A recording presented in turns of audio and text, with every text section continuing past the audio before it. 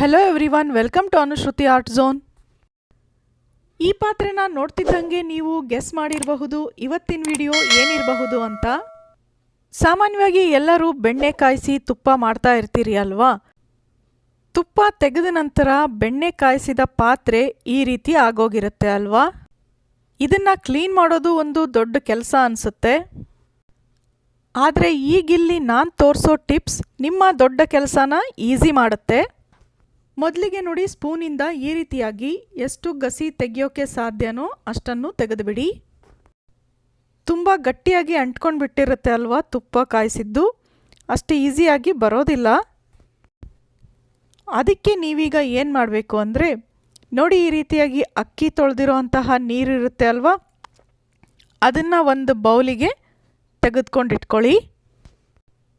ಪ್ರತಿದಿನ ಅಕ್ಕಿ ತೊಳೆದ್ಬಿಟ್ಟು ನೀರನ್ನ ಹಾಗೆ ಚೆಲ್ತಾ ಇರ್ತೀವಿ ಅಲ್ವಾ, ಆದರೆ ಇದರಲ್ಲಿ ಕೂಡ ಸ್ಟಾರ್ಚ್ ಇರುತ್ತೆ. ಇದನ್ನು ಈ ರೀತಿಯಾಗಿ ಕ್ಲೀನ್ ಮಾಡೋದಕ್ಕೂ ಉಪಯೋಗಿಸಬಹುದು ಅಥವಾ ಗಿಡಗಳಿಗೆ ಹಾಕಬಹುದು. ನೋಡಿ, ಈಗ ಬೆಣ್ಣೆ ಕಾಯಿಸಿದಂತಹ ಪಾತ್ರೆಗೆ ಅಕ್ಕಿ ತೊಳೆದಿರೋ ನೀರನ್ನ ಹಾಕಬೇಕು. ಅದರ ಜೊತೆಗೆ ಮತ್ತೆ ಸ್ವಲ್ಪ ನೀರು ಬೇಕಾದರೂ ಸೇರಿಸಬಹುದು. ಈಗ ಇದಕ್ಕೆ ಅಡುಗೆ ಸೋಡಾ ಹಾಕ್ತಾ ಇದ್ದೀನಿ. ಬೇಕಿಂಗ್ ಸೋಡಾನು ಅಂತಾರಲ್ವ, ಅದನ್ನು 1 ಸ್ಪೂನ್ ಹಾಕ್ತಾ ಇದ್ದೀನಿ. ನಂತರ ಇದಕ್ಕೆ ಸ್ವಲ್ಪ ವಿನೆಗರ್ ಹಾಕಬೇಕು. 1 ಡಬ್ಬಿ ಮುಚ್ಚಳದಷ್ಟು ವಿನೆಗರ್ನ ಹಾಕಬೇಕು. ಈಗ ಗ್ಯಾಸ್ ಆನ್ ಮಾಡಿ 3 ರಿಂದ 5 ನಿಮಿಷ ಈ ನೀರನ್ನ ಕುದಿಸ್ಬೇಕು. ಮಧ್ಯ ಮಧ್ಯ ನೋಡಿ ಸ್ಪೂನ್ನಲ್ಲಿ ಈ ತರಹ ಮಿಕ್ಸ್ ಮಾಡ್ತಾ ಇರಿ. ಸೈಡ್ವರೆಗೂ ಆ ಬಿಸಿ ನೀರು ಹೋಗ್ತಾ ಇರಲ್ಲ ಅಲ್ವಾ, ಹಾಗಾಗಿ ಈ ರೀತಿ ಸ್ಪೂನ್ನಿಂದ ನೀವು ಮಿಕ್ಸ್ ಮಾಡಿದರೆ ನೋಡಿ ಸೈಡ್ಗೆ ಹತ್ತಿರೋದು ಕೂಡ ಬಿಟ್ಕೋತಾ ಬರುತ್ತೆ. ಕಂಟಿನ್ಯೂಯಸ್ ಆಗಿ ಮಾಡಬೇಕು ಅಂತ ಏನಿಲ್ಲ, ಮಧ್ಯ ಮಧ್ಯ ಸ್ಪೂನ್ ಮಿಕ್ಸ್ ಮಾಡಿದರೆ ಸಾಕು. ನೋಡಿ, ಈಗ 5 ನಿಮಿಷ ಈ ರೀತಿಯಾಗಿ ಚೆನ್ನಾಗಿ ಕುದಿಸ್ಕೋಬೇಕು.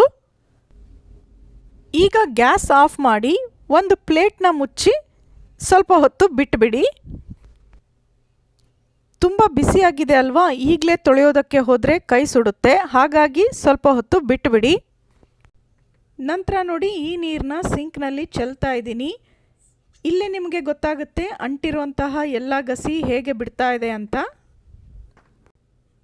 ನೋಡ್ತಾ ಇದ್ದೀರಲ್ಲ, ಮಧ್ಯದಲ್ಲಿ ಇನ್ನು ಸ್ವಲ್ಪ ಮಾತ್ರ ಉಳಿದಿದೆ, ಬಾಕಿ ಎಲ್ಲ ಈ ನೀರು ಕುದಿಯೋದ್ರ ಜೊತೆಗೇನೆ ಬಂದುಬಿಟ್ಟಿದೆ. ಈಗ ಇದನ್ನು ಮತ್ತೆ ಬೇರೆ ನೀರು ಬಿಟ್ಕೊಂಡು ನೋಡಿ ಆ ಸ್ಪೂನ್ನಿಂದ ಸ್ವಲ್ಪ ನೀವು ಕ್ಲೀನ್ ಮಾಡಿದರೆ ಸಾಕು, ಉಳಿದಿದ್ದು ಕೂಡ ಎಲ್ಲ ಗಸಿ ಬಿಟ್ಟುಬಿಡುತ್ತೆ. ನೋಡ್ತಾ ಇದ್ದೀರಲ್ಲ, ಮೊದಲಿಗೆ ನೋಡಿ ಎಷ್ಟು ಕಪ್ಪಾಗಿ ಗಸಿ ದಪ್ಪನಾಗಿ ಕೂತ್ಬಿಟ್ಟಿತ್ತು ಅಲ್ವಾ. ಈ ನೀರು ಕುದಿಸಿದ ನಂತರ ಎಷ್ಟೊಂದು ಕ್ಲೀನ್ ಆಗಿದೆ ನೋಡಿ, ಎಲ್ಲ ಈ ರೀತಿ ಸಿಂಕ್ನಲ್ಲಿ ಕಲೆಕ್ಟ್ ಆಗಿದೆ. ಈಗ ನೋಡಿ, ಇದನ್ನೀಗ ತೆಗೆದು ನೀವು ಡಸ್ಟ್ಬಿನ್ನಿಗೆ ಹಾಕಿದರೆ ಮುಗಿದೋಯ್ತು. ಈಗ ನೋಡಿ, ಇದಕ್ಕೆ ಪಾತ್ರೆ ತೊಳೆಯುವಂತಹ ವಿಮ್ ಅಥವಾ ನೀವು ಉಪಯೋಗಿಸುವಂತಹ ಯಾವುದೇ ಲಿಕ್ವಿಡ್ ಹಾಕಿ ಸ್ಕ್ರಬ್ಬರ್ನಿಂದ ಸ್ವಲ್ಪನೇ ತೊಳೆದ್ರೂ ಸಾಕು. ತುಂಬ ಉಜ್ಜಿ ತೊಳೆಯೋ ಅವಶ್ಯಕತೆ ಕೂಡ ಇರೋದಿಲ್ಲ. ನೋಡಿ, ಪಾತ್ರೆ ತೊಳೆಯೋ ಲಿಕ್ವಿಡ್ನ ನೀವು ಎಲ್ಲ ಕಡೆ ಸ್ಪ್ರೆಡ್ ಮಾಡ್ತಾ ಸ್ವಲ್ಪನೇ ಉಜ್ಜಿದ್ರೂ ಸಾಕು, ಅಂಟ್ಕೊಂಡಿರೋಂತಹ ಎಲ್ಲ ಗಸಿ ಹಾಗೆ ಕಲೆ ಕೂಡ ಬಿಟ್ಟು ಹೋಗುತ್ತೆ. ನೋಡಿ, ಈಗ ನೀರು ಬಿಟ್ಕೊಂಡು ತೊಳೆದ ತಕ್ಷಣ ನಿಮಗೆ ಗೊತ್ತಾಗ್ತಾ ಇದೆ ಪಾತ್ರೆ ಎಷ್ಟು ಕ್ಲೀನ್ ಆಯಿತು ಅಂತ. ಈ ಟಿಪ್ಸ್ ನಿಮಗೆ ಇಷ್ಟ ಆಯಿತು ಅಲ್ವಾ.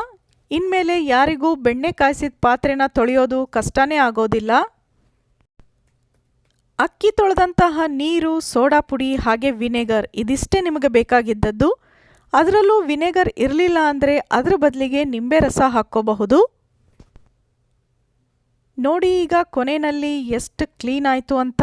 ಇದೇ ಪಾತ್ರೆನೆಲ್ಲ ಬೆಣ್ಣೆ ಕಾಯಿಸಿದ್ದು ಅಂತ ನಿಮಗೆ ಆಶ್ಚರ್ಯ ಆಗುತ್ತೆ.